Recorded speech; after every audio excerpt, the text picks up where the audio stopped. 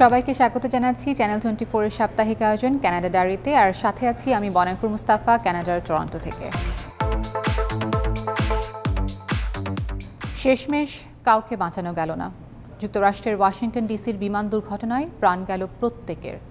বিশ্বের শ্রেষ্ঠ বিমান বাহিনী ও সবচেয়ে নিরাপদ আকাশপথ থাকার পরেও যুক্তরাষ্ট্রে বিমান দুর্ঘটনার নজির কিন্তু কম নয়। বহুবার বিমান বিধ্বস্তের সাক্ষী হয়েছে দেশটি, ঝরেছে বহু প্রাণ। যুক্তরাষ্ট্রের ওয়াশিংটন ডিসির মাঝ আকাশে যাত্রীবাহী উড়োজাহাজ ও সামরিক হেলিকপ্টারের মধ্যে সংঘর্ষের ঘটনা ঘটে।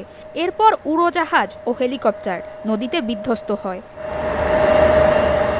বুধবার স্থানীয় সময় রাত ৯টায় রিগান ওয়াশিংটন ন্যাশনাল এয়ারপোর্টের রানওয়ে 33-র কাছাকাছি ঘটে এই ঘটনা। যাত্রীবাহী উড়োজাহাজটিতে 60 জন যাত্রী এবং 4 ক্রু সদস্য সহ মোট আরোহী ছিলেন 64 জন, আর হেলিকপ্টারে ছিলেন প্রশিক্ষণরত 3 মার্কিন সেনা। এ ঘটনায় আর কেউ বেঁচে নেই বলে জানিয়েছেন দেশটির উদ্ধারকারী দল। তবে সব মরদেহ উদ্ধার হয়নি। এখন পর্যন্ত 40 জনের মরদেহ খুঁজে পেয়েছে উদ্ধারকারীরা। যুক্তরাষ্ট্রের সেনাবাহিনী joint task force national capital রিজিয়নের গণমাধ্যম বিষয়ক প্রধান হেদার চাইদেস বলেন, সামরিক হেলিকপ্টারটির প্রশিক্ষণ ফ্লাইট ছিল। সেখানে উপস্থিত ছিলেন না কোনো সিনিয়র অফিসার। যাত্রীবাহী বিমানটিতে একাধিক আইস স্কেটার, তাদের পরিবারের সদস্য ও কোচরা উইচিটার এক ক্যাম্প থেকে ফিরছিলেন। তাদের মধ্যে রাশিয়ায় জন্ম নেওয়া সাবেক বিশ্ব চ্যাম্পিয়ন ইয়েভগেনিয়া শিশকোভা ও ভাদিম নৌমভও ছিলেন। বিশ্বের সেরা বিমান বাহিনী ও সবচেয়ে নিরাপদ আকাশপথ, এরপরও যুক্তরাষ্ট্রে কম নয় বিমান দুর্ঘটনার ইতিহাস। যদিও এবারের মতো ভয়াবহতা খুব কম দেখেছে দেশটি। 16 বছর আগে 2009 সালে বাফলোতে ঘটে মার্কিন ইতিহাসের অন্যতম বড় বিমান দুর্ঘটনা। নায়াগ্রা আন্তর্জাতিক বিমানবন্দরে অবতরণের প্রস্তুতি নিচ্ছিল কোলগান এয়ার ফ্লাইট 3407। হঠাৎ নিয়ন্ত্রণ হারিয়ে বিমানবন্দরের পাশেই একটি বাড়ির উপর আছড়ে পড়ে বিমানটি। সেবার 49 জনের প্রাণহানি দেখেছিল যুক্তরাষ্ট্র। এরপরেই বলতে হয় আশিয়ানা রানওয়ে ক্র্যাশের ঘটনা। 2013 সালে সান ফ্রান্সিসকো আন্তর্জাতিক বিমানবন্দরের রানওয়ের অনেক নিচ দিয়ে ধীরগতিতে যাচ্ছিল ফ্লাইট 214। এক পর্যায়ে বিমানবন্দরের পাশে একটি দেয়ালের সাথে ধাক্কা লেগে ভেঙে পড়ে বিমানটির পেছনের অংশ। এ সময় বিমান থেকে ছিটকে পড়ে প্রাণ যায় আরও 3 জনের। জাতীয় পরিবহন সুরক্ষা বোর্ডের মতে ওই দুর্ঘটনায় আহত হন 2 শতাধিক মানুষ। 2018 সালে সবশেষ বিমান দুর্ঘটনার প্রাণহানির ঘটনা ঘটে যুক্তরাষ্ট্রে। ফিলাডেলফিয়ার মাঝ আকাশেই সাউথ ওয়েস্ট এয়ারলাইন্সের ইঞ্জিন বিকল হয়ে পড়ে। এই বিস্ফোরণের ধাক্কায় বিমানের জানালা দিয়ে ছিটকে বেরিয়ে আসেন এক নারী। ঘটনাস্থলেই মৃত্যু হয় তার।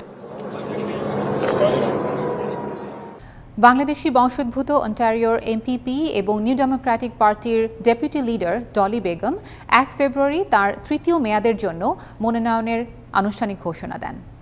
স্থানীয় সময় দুপুর 2:30 ওয়েস্ট স্কারবোরো নেইবারহুড সেন্টারে আয়োজিত এক জমকালো অনুষ্ঠানে তিনি তার নির্বাচনী প্রচারাভিযানের আনুষ্ঠানিক সূচনা করেন।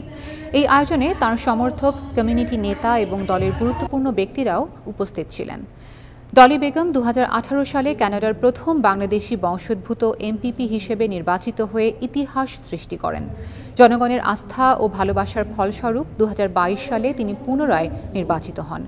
তার নেতৃত্ব ও নিষ্ঠার স্বীকৃতি স্বরূপ বর্তমানে তিনি নিউ ডেমোক্রেটিক পার্টির ডেপুটি লিডারের দায়িত্ব পালন করছেন। তার রাজনৈতিক দর্শনের কেন্দ্রবিন্দুতে রয়েছে সাধারণ মানুষের কল্যাণ। তিনি সাশ্রয়ী মূল্যের আবাসন, স্বাস্থ্যসেবা, শিক্ষা এবং শ্রমিক অধিকারের পক্ষে দীর্ঘদিন ধরে লড়াই করে আসছেন। দর্শক, যেমনটি বলছিলাম, ডলি বেগম তার 3য় মেয়াদের নির্বাচনের জন্য আজকে মনোনয়নপত্র জমা দিয়েছেন এবং আনুষ্ঠানিক ঘোষণা দিয়েছেন। কথা বলছি ডলি বেগমের সাথে। ডলি, ফার্স্ট অফ অল অনেক ধন্যবাদ আমাদের সঙ্গে আজকে সংযুক্ত হবার জন্য। কেমন আছেন?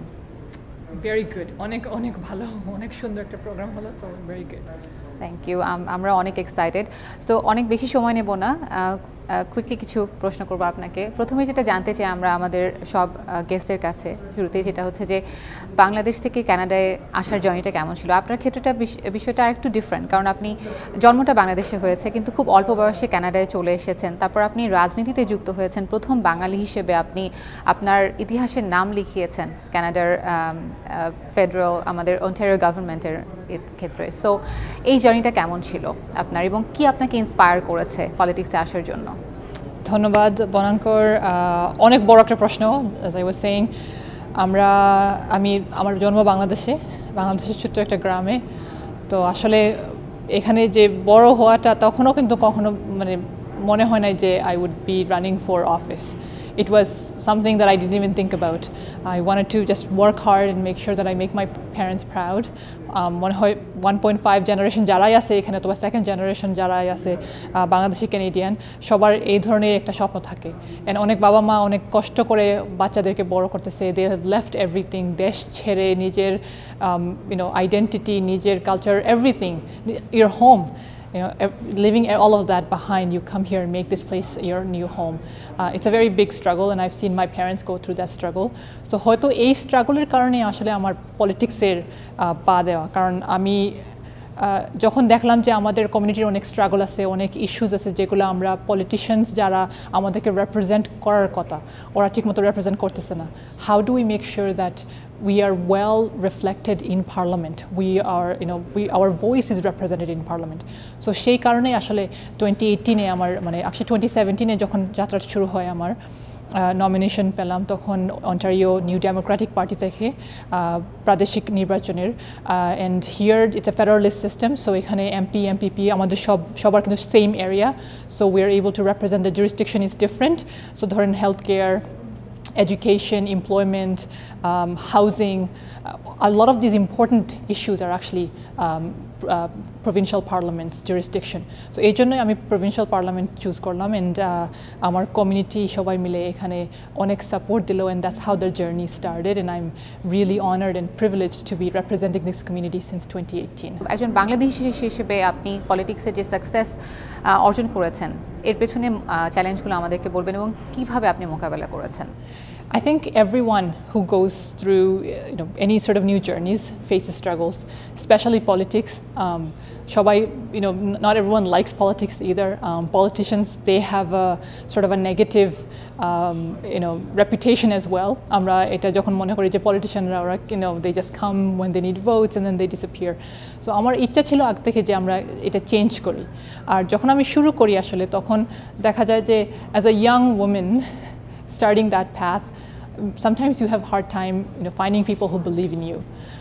I'm very lucky that because of the work that I had done in the community, and because of the family that I have, who I call amader Scarborough je community ekhane jader songe ami kaj kori age, otoba amar je Bangladeshi community jekhane diaspora jara Scarborough te thake otoba Toronto te thake, they came forward. And a lot of people believed in me, and so yes, there were some negativity, there were some naysayers, there were some who had doubts, but we proved them wrong. আমরা সবাই জানি একজন MPP হিসেবে আপনি শুধু বাংলাদেশি কমিউনিটির জন্য না, আপনি সব কমিউনিটির জন্য আপনি অনেক করেন, আপনার মন খুলে আপনি সবার জন্য কাজ করেন। তবে আপনার কাছে স্পেসিফিকলি যেটা জানতে চাইবো যে একজন বাংলাদেশি বংশোদ্ভূত এমপিপি হিসেবে আমাদের অন্টারিওতে যে বাংলাদেশি কমিউনিটি আছে তাদের জন্য আপনার এই অবস্থানটা কতখানি গুরুত্বপূর্ণ বলে আপনি মনে করেন?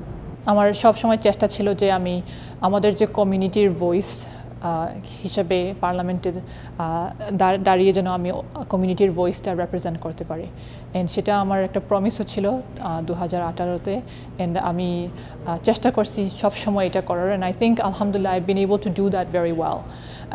And I know that আমাদের বাংলাদেশি community, একজন বাংলাদেশি হিসেবে, they come to me and they feel that sense of pride and ownership as well, and they feel an attachment. অনেক সময় হয় যে আমার স্টাফের সঙ্গে কথা না বলে অনেকে আমার সঙ্গে ডাইরেক্টলি কথা বলেন শুধু বাংলায় কথা বলার জন্য। আমাদের অফিসে আমরা বাংলাদেশি হায়ার করতে হয়েছে just to make sure that আমাদের ডিফারেন্ট ব্যাকগ্রাউন্ডের মানুষ যেন ভালোভাবে রিপ্রেজেন্টেড হয় আর মানে they can speak in their own language.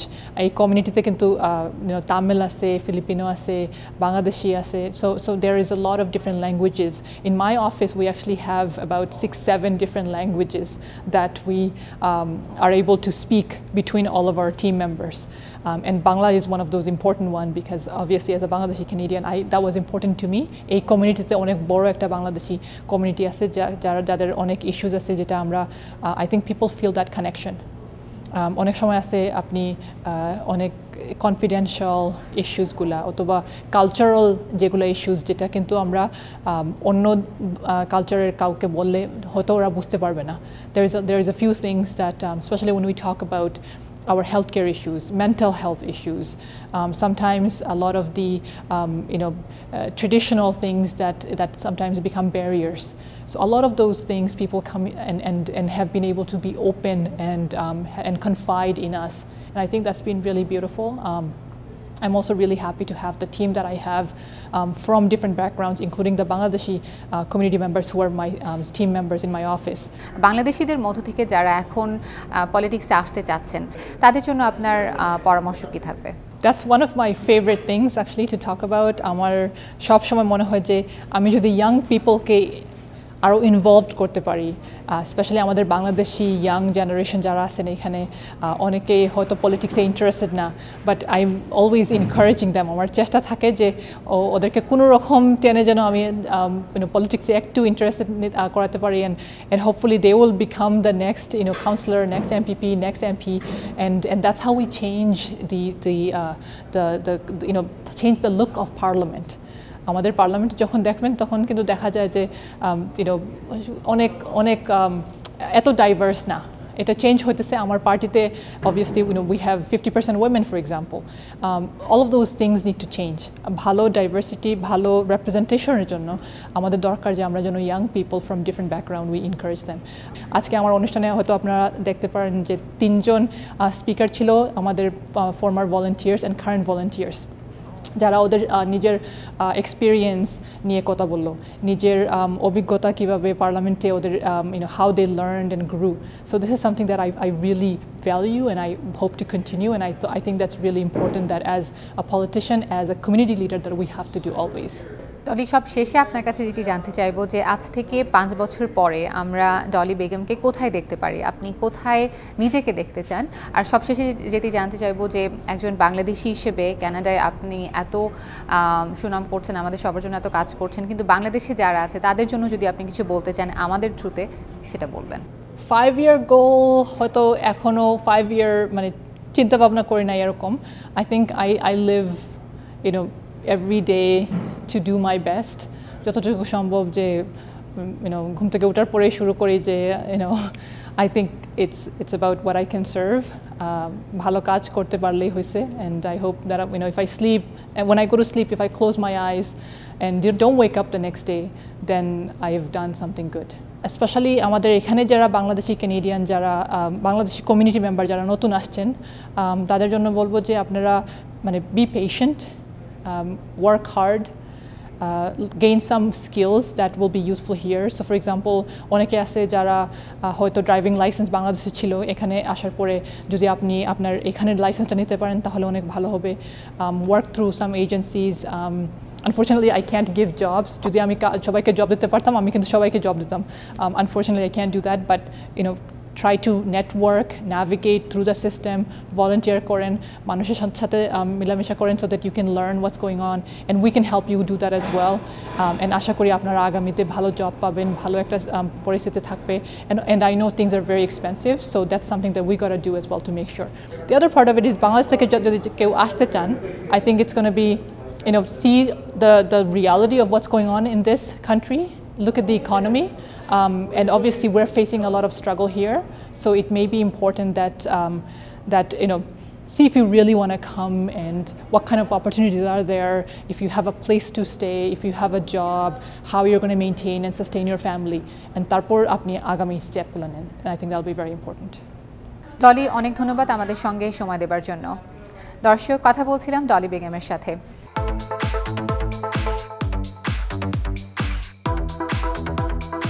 বিরতির পর আবারও ফিরে এলাম কানাডা ডায়েরিতে। সবাইকে ধন্যবাদ সঙ্গে থাকার জন্য। কানাডার অস্থায়ী বিদেশি কর্মী কর্মসূচির অধীনে কাজ করা বেশিরভাগ অভিবাসী শ্রমিক ভয়াবহ নির্যাতন এবং বৈষম্যের শিকার। মানবাধিকার সংগঠন অ্যামনেস্টি ইন্টারন্যাশনালের প্রতিবেদনে উঠে এসেছে এ তথ্য। প্রতিবেদনটিতে কানাডার TFWP এর কাঠামোর সমালোচনা করেছে অ্যামনেস্টি। কানাডার অস্থায়ী বিদেশি অভিবাসী কর্মীরা ভয়াবহ নির্যাতন এবং বৈষম্যের শিকার। এক প্রতিবেদনে একথা জানিয়েছে মানবাধিকার সংগঠন অ্যামনেস্টি ইন্টারন্যাশনাল।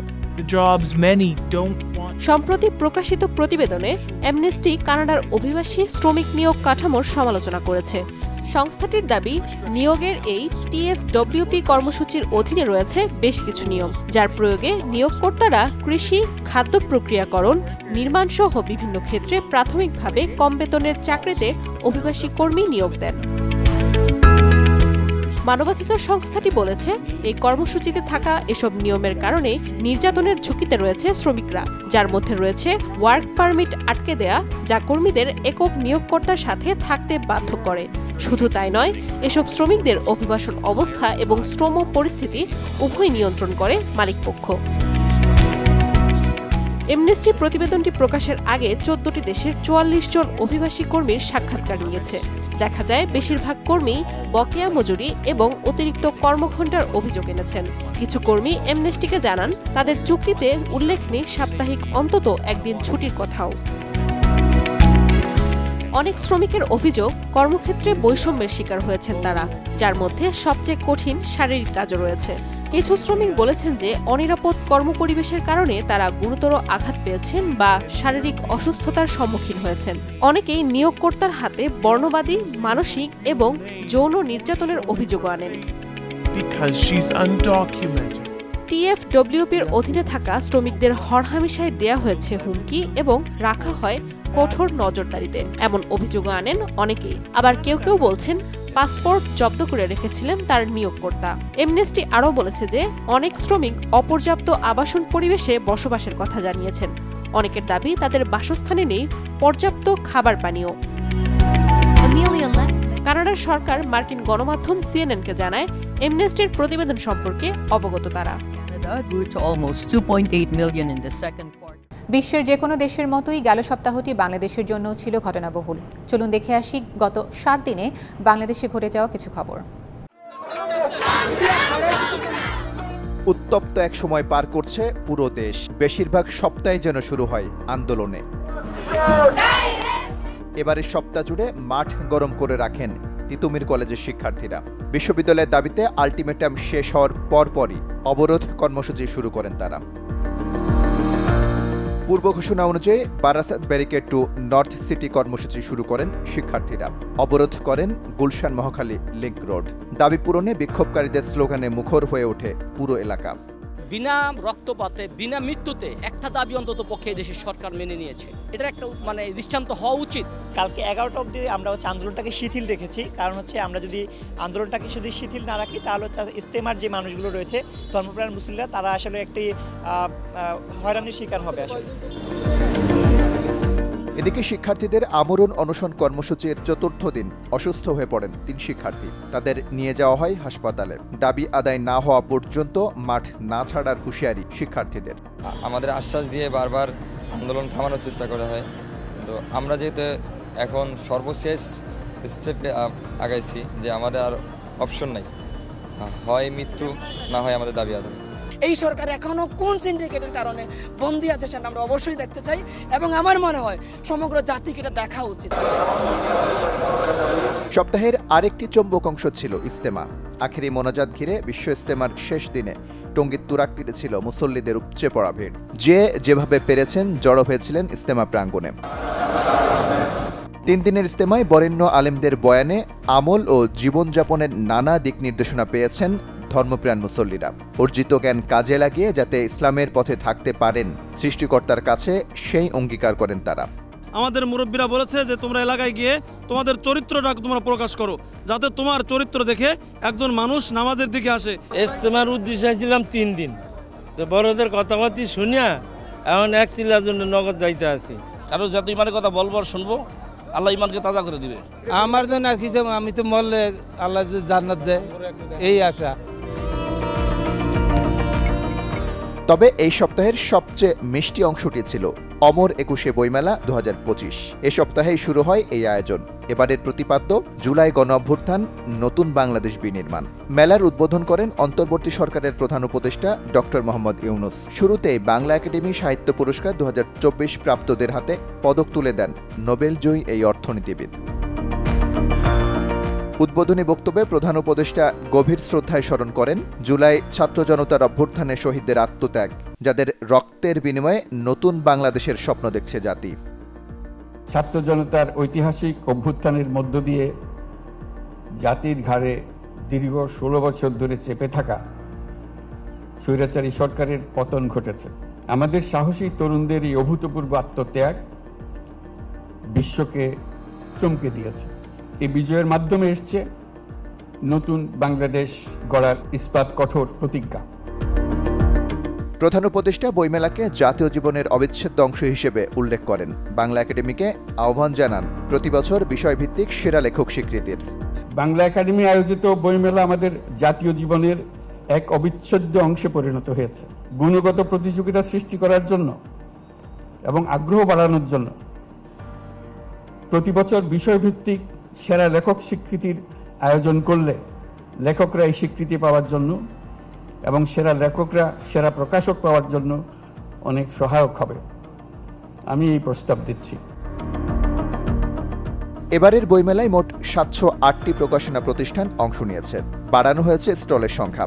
বাংলা একাডেমি প্রাঙ্গণে ৯৯টি আর সোহরাওয়ার্দী উদ্যান অংশে ৬০৯টি স্টল।